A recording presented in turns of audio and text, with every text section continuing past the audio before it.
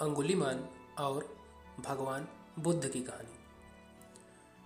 बहुत समय पहले की बात है। एक राज्य में अंगुलीमाल नाम का एक डाकू रहता था। उसका असली नाम अहिंसक था, लेकिन परिस्थितियों ने उसे हिंसक बना दिया। वह एक वीर और बुद्धिमान युवक था, जिसे बचपन से ही ज्ञान की ओर झुकाव था। परंतु दुर्भाग्यवश कुछ गलत संगत में पड़ने के कारण उसका जीवन पथभ्रष्ट हो गया। अंगुलीमाल ने एक समय संकल्प लिया कि वह 1000 लोगों की अंगुलियों को माला बनाएगा। उसने निर्दोष लोगों को मारना शुरू कर दिया और उनकी उंगलियां काटकर उनसे माला बनानी शुरू कर दी। धीरे धीरे वह पूरे राज्य में खौफ का प्रतीक बन गया। जंगल से होकर गुजरने वाले लोग डर के मारे अपनी यात्रा रद्द कर देते। उस समय भगवान बुद्ध अपने शिष्यों के साथ राज्य में भ्रमण कर रहे थे। जब उन्हें अंगुलीमाल के अत्याचारों के बारे में पता चला तो उन्होंने उसे सही मार्ग पर लाने का निश्चय किया।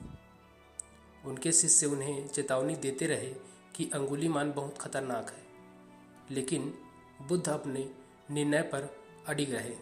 बुद्ध जंगल के उसी रास्ते पर चल पड़े जहां अंगुलीमाल रहता था।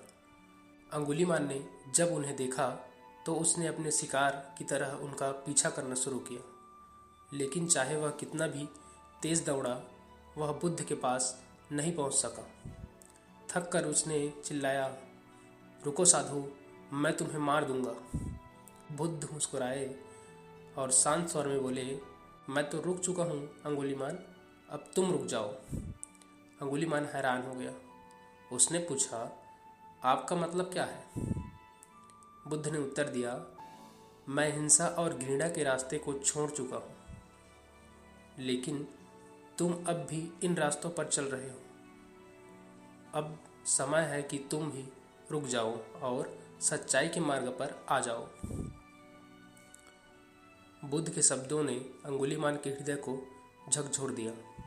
उसने अपने पूरे जीवन पर विचार किया और महसूस किया कि उसने कितने निर्दोष लोगों का जीवन नष्ट किया है।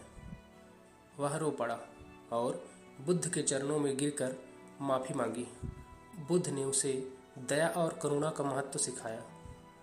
उन्होंने उसे दीक्षा दी और अपना शिष्य बना लिया। अंगुलीमाल ने अपने पुराने पापों का प्रायश्चित करने का निर्णय किया और समाज सेवा में लग गया। बुद्ध के शब्दों ने अंगुलीमाल के हृदय को झकझोर दिया।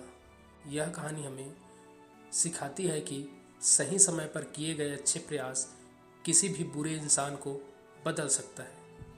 करुणा और सहनशीलता के बल पर समाज को बेहतर बनाया जा सकता है। दोस्तों, यह कहानी आपको कैसी लगी ज़रूर बताएं और ऐसे ही नई नई कहानी सुनने के लिए हमारे इस YouTube चैनल को सब्सक्राइब करके बेल आइकन के बटन को प्रेस करके ऑल पर सेट कर दें, ताकि हम जब भी नया वीडियो लाएं तो उसका नोटिफिकेशन सबसे पहले आप तक पहुंच जाए। वीडियो को अंत तक देखने के लिए धन्यवाद।